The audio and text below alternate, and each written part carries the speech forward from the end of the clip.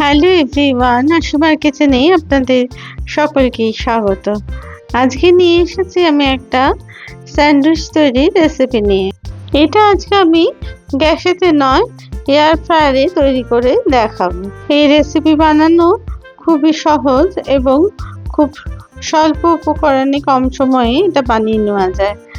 এর জন্য আমি নিয়ে নিয়েছি 4 পিস পাউরুটি। প্রথমে একটা বাটি দিয়ে কেটে আমি গোল গোল আকারের এগুলো তৈরি করে নিলাম। দেখুন, বাটিটা পাউরুটির মাঝ বরাবর বসিয়ে আমি কেটে নিলাম। এইরকম ভাবে কেটে আমি আজকে স্যান্ডউইচগুলো তৈরি করব। এরপরে এখানে আমি নিয়ে নিয়েছি 2টো টমেটো আর নিয়ে নিয়েছি 1 আঁটি সয়া শাক। এই সয়া শাক আপনারা কিন্তু বাজারে যে কোনো দোকানে পেয়ে যাবেন, আর যদি না পান তো গ্রসারি মার্কেটে এটা অবশ্যই পেয়ে থাকবেন। এটা কিন্তু স্যালাডে ব্যবহার করা হয়। আমি এখানে টমেটোগুলোকে গোল গোল করে কেটে, একটা পেঁয়াজ সেটাও গোল করে কেটে আর শাকটাকে কুচিয়ে নিয়েছি।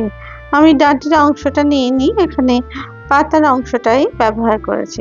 অন্যদিকে পাউরুটির যে বাইরের অংশটা ছিল সেটা নিয়ে আর ভেতরের মধ্যে আমি গোল মতো যে টুকরোটা ছিল সেটা বসিয়ে তার মধ্যে দিয়ে দিলাম একটা ফাটানো ডিম। এবার ডিমের ওপরে দিয়ে দিলাম আস্তে আস্তে টমেটো আর পেঁয়াজের টুকরো।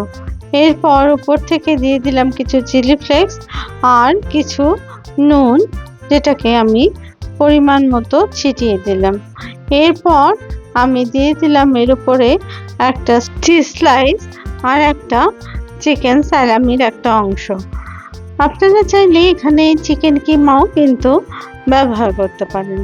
তারপরে পাউরুটির আর একটা গোল টুকরো বসিয়ে তার উপরে দিয়ে দিলাম কিছু চিজ স্প্রেড করে। এরপর সবশেষে দিয়ে দিলাম চিজের ওপরে একটু সয়া পাতার কুচি। আমি আরও একটা স্যান্ডউইচ বানিয়ে আপনাদের দেখাচ্ছি। প্রথমে বাইরের অংশটা নিয়ে তার মধ্যে গোল টুকরোটা বসিয়ে দিলাম।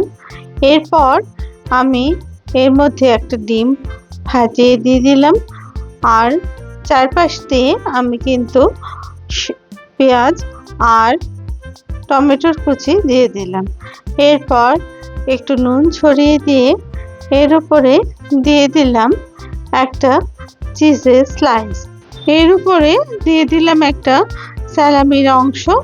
তারপরে আরও একটা ব্রেড বসিয়ে কিছু চিজের অংশ আমি গ্রেট করে এর উপরে দিয়ে দিলাম। আপনাদের এই রেসিপি ভালো লেগে থাকে তাহলে প্লিজ লাইক, শেয়ার, কমেন্টস করতে ভুলবেন না।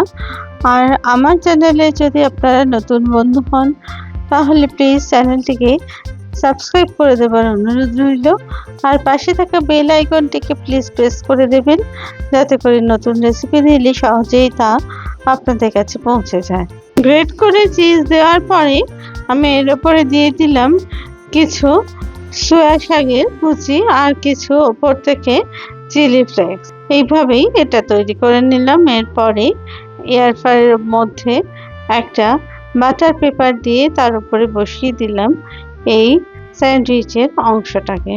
আমি এবার এই এয়ার ফ্রায়ারটাকে অন করে দিলাম। এই এয়ার ফ্রায়ারটা আমি চালিয়ে দিলাম 180 ডিগ্রি সেন্টিগ্রেডে 10 মিনিটের জন্য। এরপর 10 মিনিট বাদে আমি ফিরে এলাম। দেখুন, স্যান্ডউইচ আমার কিন্তু একদম তৈরি। এবার আমি এটাকে এয়ার ফ্রায়ার থেকে বার করে নিলাম। আমি এখানে 2টো তৈরি করে আপনাদের দেখিয়ে দিলাম। দেখুন কত সুন্দর মুচমুচে এই স্যান্ডউইচ তৈরি হয়েছে, যেটা বাচ্চা থেকে বড় সকলেরই খুব পছন্দের হবে।